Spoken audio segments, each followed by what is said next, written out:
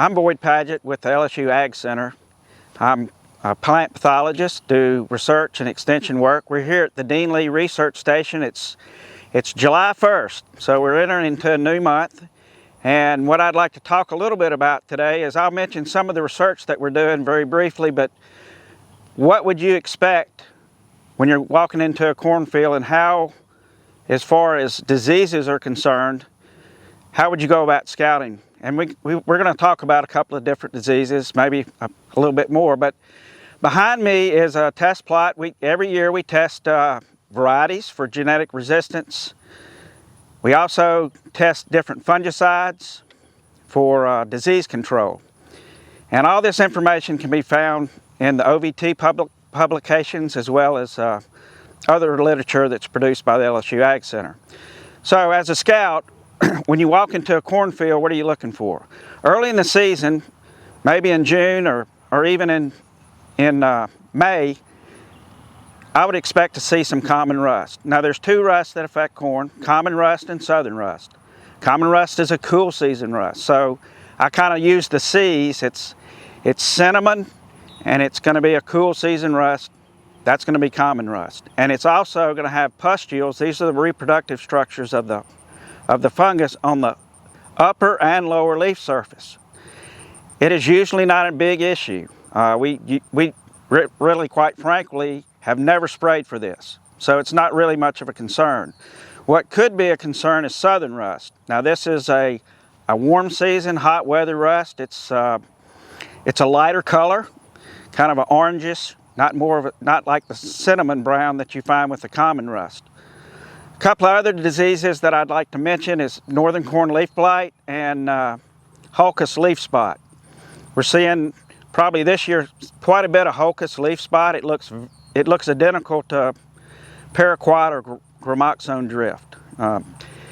If it's a drift event, you'll probably have a gradient in the field. What I mean by that, it'll be worse, more spots on one end, and as you walk away from those spots, it becomes less and less. This is not the case in this particular field. It's pretty consistent. It's caused by a bacterium, so the fungicide doesn't, bring anything to the table. The northern corn leaf blight is another disease that we've been seeing, and you get these long cigar-type lesions. They start out very small, and as the disease, progresses, those lesions will elongate, and they will also have a sooty, black-looking fungal mass, and those are the spores in the center of the lesion. So, just a few points on how to scout your cornfield for diseases. The LSU AgCenter is always here to help you. Now we're going to go and we're going to look at some soybean.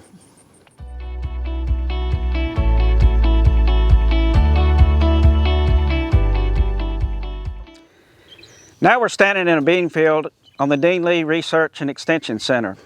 I want to visit with you a little bit about, briefly, some of the research that we're conducting here that's beneficial to our stakeholders, and talk a little bit about what we might be seeing in the field in the way of disease. At the AgCenter, we evaluate different varieties. This year we have 125 varieties in our variety test. We have a duplicate variety trial, so we have two OVT tests. One is treated with a fungicide and one is not. And this gives you the opportunity to see the performance of the varieties with and without a fungicide. And hopefully that'll provide you some good information when making variety selections. We're doing planting date studies, certainly entomology and weed science. But right now I want to talk a little bit about what I'm seeing in some early planted beans here on the station. We're beginning to see some frog eye and susceptible varieties. As a matter of fact, it's pretty severe and it can defoliate your plant. You'll see these small, kind of chocolate brown spots, very tiny on the plant, maybe the size of a pencil lead, and as they enlarge, they become kind of straw colored in the middle, and if it continues to develop, they'll produce spores, and those will be these sooty type centers like we mentioned about the northern corn leaf blight. Some other things that we're seeing is taproot decline, and it's just a general yellowing, interveinal chlorosis. This can be caused by a number of different things, but What you'll notice is just randomly, plants that are random in the field that are exhibiting these symptoms. Eventually those plants will probably die. In most cases, this doesn't really cause any appreciable yield losses, but there are some situations where it can impact yield. Finally, something I would like to mention about two different kind of diseases that we see that are really minor players as far as beans grown here in Louisiana. One is downy mildew, and you get these light kind of yellow, bright yellow spots, and if you roll it over and you have a hand lens, maybe a 10x or more, you can see dryer lint. It resembles dryer lint. That's the actual fungus growing on the bottom. Another thing that might be mistaken for rust would be bacterial pustule, and this is, as mentioned in the name, it's caused by a bacterium, therefore a fungicide would not be effective. But you get these small chocolate brown lesions on the upper surface of the leaf. If you roll that over, and with the aid of a hand lens, you'll see these volcano-like structures that actually ooze bacteria. Again, this is not really anything to be concerned about.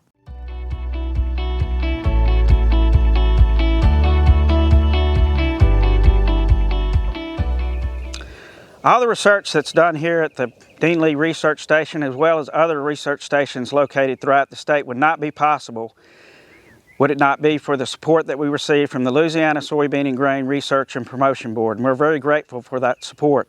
There are several places that you can find more information about disease management, pest management, variety selection, and that would be our LSU AgCenter website. Or you can contact your local county agent, and he or she can point you in the right direction. Thank you, and you have a blessed day.